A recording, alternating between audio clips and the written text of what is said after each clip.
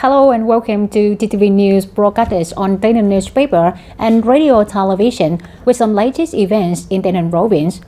On the morning of November 11, Prime Minister Phạm Minh Chính heads up the Central Steering Committee on Housing Policy and Real Estate Market Development, just the third online section on the Steering Committee.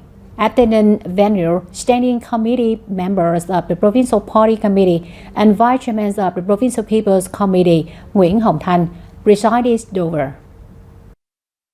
According to the Ministry of Construction, there are currently 696 social housing projects nationwide, with a total scale of about 637,000 units. By 2025, completed under construction and approved projects will account for about 60% of the set target. In his remarks at the conference, Mr. Nguyễn Hồng Thanh stated that TayNinh's 2025 social housing target is 3,740 units. Currently, 13 projects are underway and an additional 3 projects with 4,200 units are expected to start in the last 2 months of 2025, bringing the total units under implementation this year to about 10,380. The Vice Chairman requested the Prime Minister to allow the province to adjust the completion schedule, with the remaining units to be sold and handed over to residents in the first quarter or early second quarter of 2027. He also suggested that the Bank for Social Policies consider providing loans to make housing more accessible for residents and help them stabilize their life.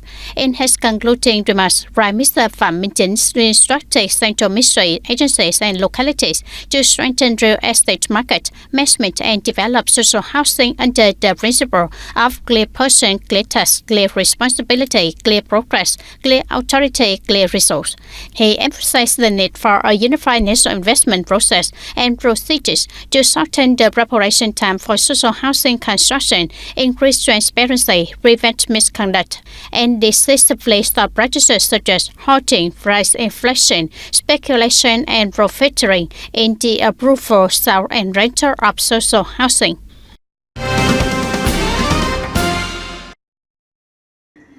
On November the 11th, the Minister Phạm Minh Chính chaired the 21st meeting, the weekly section of the National Steering Committee for combating illegal, unreported and unregulated IW fishing.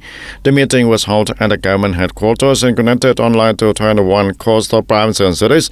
Attending the meeting, there were Deputy Prime Minister Trần Hồng Hà and leaders of ministry, central agencies and leaders of coastal provinces and cities. Attending at the provincial connecting point, there was member of Provincial Party Standing Committee and Vice Chairman of Provincial People's Committee Nguyễn Minh Lâm. At the meeting, the Ministry of Agriculture and Environment, along with the leaders of ministry sectors and localities, reported on the results of implementing anti-IW fishing measures since the 20th meeting. The reports focus on reviewing and listing vessels that not meet the operational conditions and strictly managing fishing fleets, monitoring and supervising fishing activities, as well as enforcing laws and handling violations in seafood exploitation. In addition, the 21st meeting of the National Steering Committee for combating IW fishing also focused on discussing solutions to continue the fight against IW fishing, especially the implementation of remaining tasks, strictly handling violations, preventing the new cases, and tightening the fleet management. The ultimate goal is to eliminate illegal fishing activities by Vietnamese fishing vessels and the fishermen in foreign waters, and thereby helping Vietnam soon have the East Yellow Card removed.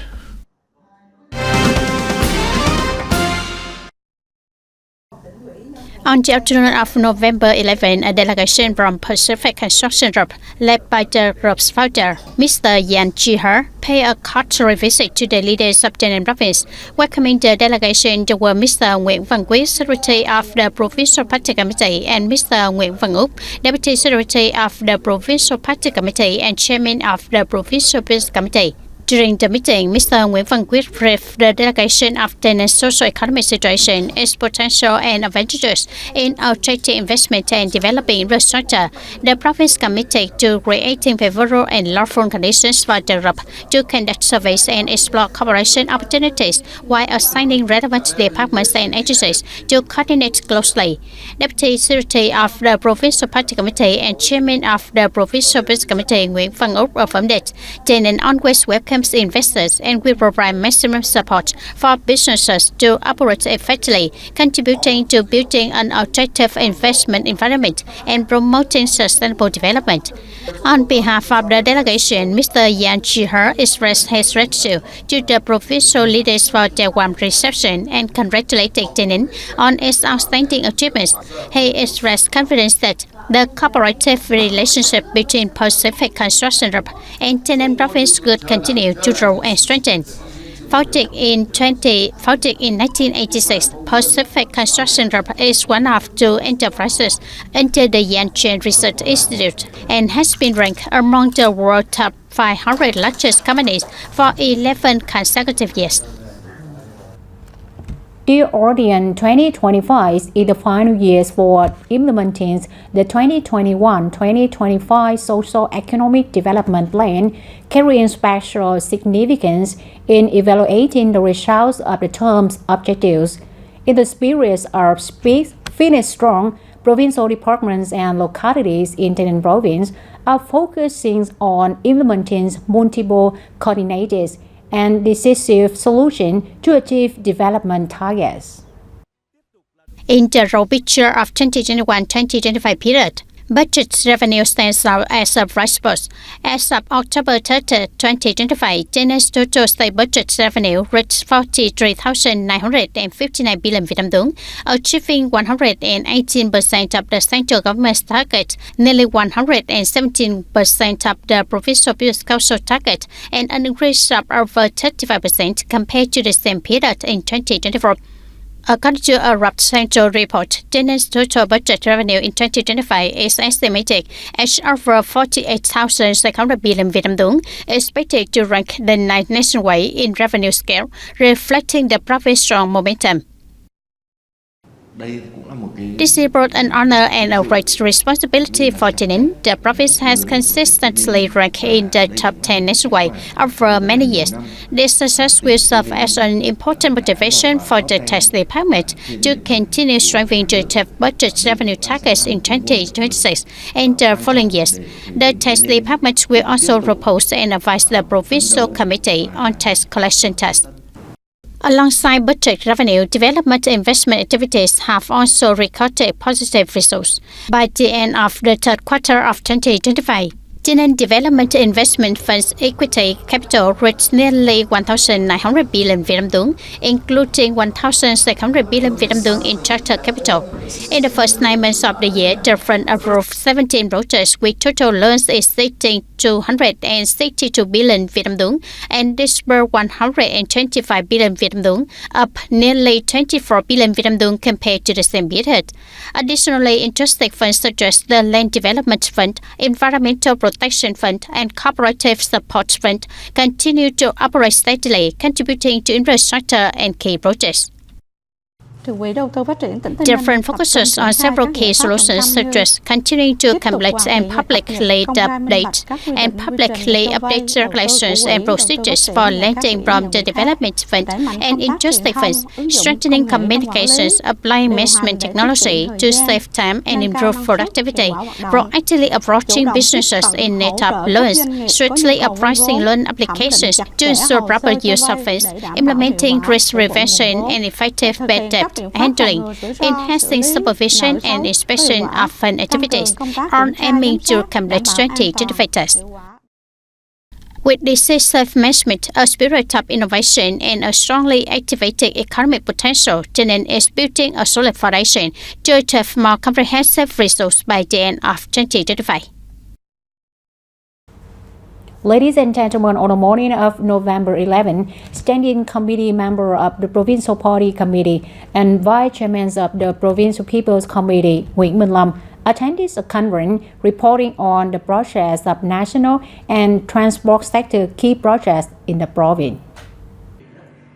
The national key projects include the Ho Chi Minh City Mobile Expressway, Ring Road number 3 and Ring Road number 4 in Ho Chi Minh City, specifically the Ring Road number 3 section passing through Binh Lic district of Long An province. The former previously 0.84 kilometers long, now has its main packages completed for 85 to 88%. This expressway section is expected to open in 2005 and fully completed in 2026. The Ho Chi Minh City Ring Road number 4 section passing through TayNinhTV, with 74.5 kilometers long, is in the investment preparation and site clearance stage and is expected to be completed by 2029. The Ho Chi Minh City Mobile Expressway section in TayNinhTV, over 26 kilometers long, is undergoing compensation and resettlement work, and with approximately 86.5% of households having received payments, it is expected to be completed by 2027. In addition, provincial key projects are also being accelerated, including the DT-827E and the Tân An Bình Hiệp Corridor, Gò Dầu Sam Expressway, and the NH 787B and 789 regional connection route. At the meeting, departments raised the invitation approach the regarding site clearance, shortage of materials and labor, and implementation of the settlement areas. Mr. Nguyễn Minh Lâm acknowledged the efforts of the units and requested continued acceleration of the both national and provincial key projects, particularly the implementation of the compensation and clearance for Ring Road number 4 starting from the early December 2005, and for Ring Road number 3, he urged the faster progress to open it as soon as possible. Additionally, he instructed the rapid completion of the pre-feasibility plan for the Tân An Bình Hiệp route, ensuring the proper planning for resettlement areas and strict handling of illegal encroachments.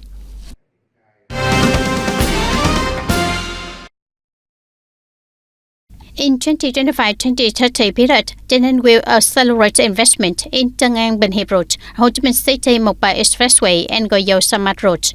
These are strategic corridors creating additional international trade channels with Cambodia and shortening transport time for goods to Cambodia and other Asian countries. At the same time, the province plans to connect industrial zones with seaports, airports, and the Ho Chi Minh City urban area. The development plan includes 6 new industrial zones covering more than 1,800 hectares, with investment capital of tens of thousands of billions of Vietnam dong. Additionally, 28 industrial clusters are expected to be added, totaling 1,490 hectares. TayNinhTV aims to become a dynamic and sustainable economy by 2030, playing the role of a strategic link connecting the Southwest with the Mekong Delta and trade with Cambodia. The province targets rising GDP growth from 9% to 10.5% per year, following the direction of the Provincial Party Congress resolution. Ladies and gentlemen, in the list of to the 40 National Party Congress, the atmosphere, discussions, and contribution to the draft documents of the Congress has been spreading widely among the people of TayNinhTV. Through the VNEID application, many dedicated and responsible opinions have been submitted, reflecting trust and expectation for the new era of national development. With just a smartphone, contributing to the draft documents of the 14-party Congress has become easier and more convenient via VNEID. Through this platform, the people from all walks of life can easily access and read the full drafts and submit their feedback, directly offering ideas for the country's development. Previously, we had to organize a meeting for submit written feedback to various levels, and now the young people like us just need to tap and click on our smartphones to convey our aspirations to political and social organizations. In giving feedback on the draft documents, many party members and citizens of TayNinhTV expressed their agreement and trust as the party shows determination to further improve the people's living standards, aiming for an average per capita income of about $8,500 by 2030. And this target is not only a motivation for the social economic development, but also a hope for a prosperous and happy nation. Sharing the same view, the citizens also noted that economic growth or higher purchase revenue has little meaning if the people's living standards do not improve noticeably, and therefore the publicly and widely collecting contributions to the draft documents not only reflect democracy but also mobilize the collective strength of the people, contributing to a strong and prosperous Vietnam. Previously, we had to convene a cell meeting for over 50 members and then implement through the executive committee, which then reached members and families. And now, combining with the digital literacy programs contributing via this platform is very convenient and effective. The feedback and suggestions from the people of TayNinhTV not only demonstrate responsibility and trust in the party, but also serve as a source of motivation to take the 14-party conference documents practical and in line with the public sentiment, helping the country enter a new phase of development, prosperity, and happiness.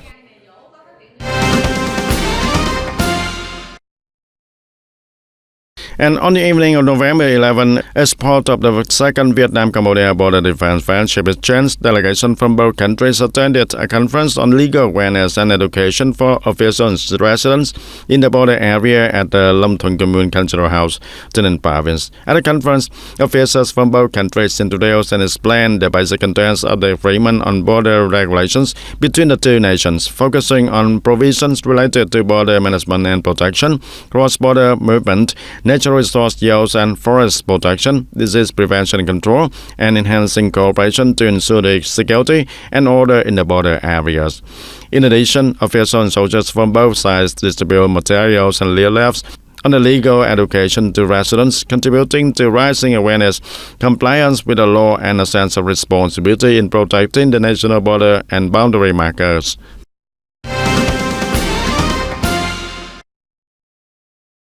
Continuing the activities of the second Vietnam-Cambodia Border Defense Friendship Exchange Program, in the afternoon of the same day, young officers from both countries took part in friendly badminton and volleyball matches at Tay Ninh Provincial Sports Arena. The matches were lively and exciting, featuring impressive rallies and skillful plays that drew enthusiastic applause from the audience. At the end of the program, the young officers exchanged warm handshakes, demonstrating solidarity, mutual understanding, and trust between the border defense forces of the two nations.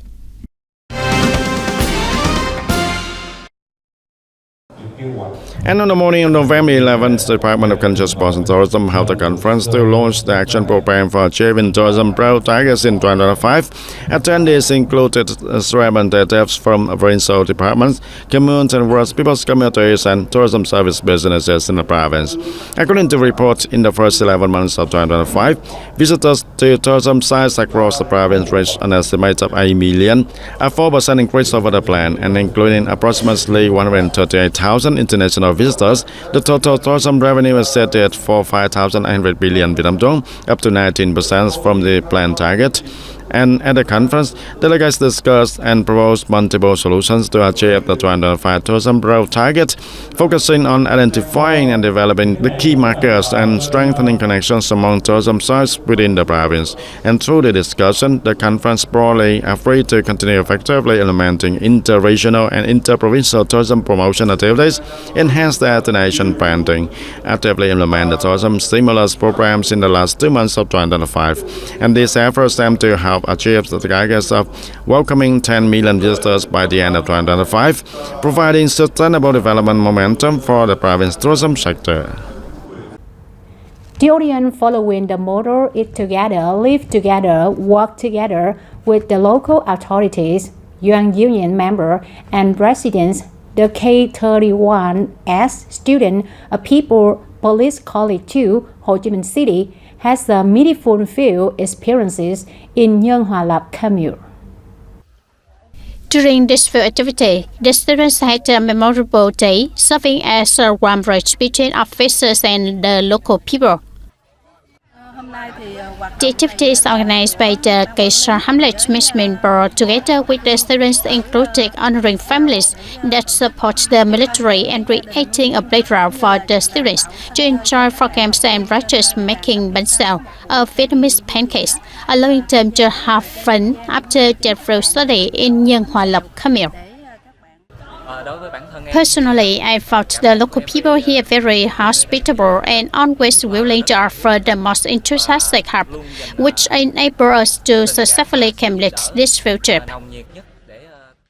During the program, the students also actively participated in other practical activities, such as repairing rural roads, clearing roadside vegetation, giving gifts to disadvantaged students, joining youth union organized events, and other social welfare activities. The field activities of People's Police College students in Nhân Hòa Lộc commune were conducted in a lively, cheerful atmosphere full of warmth and solidarity. They contributed to promoting the positive image of police officers in the hearts of the people. And that's all for today TTV News. Thank you for being with us and goodbye for now.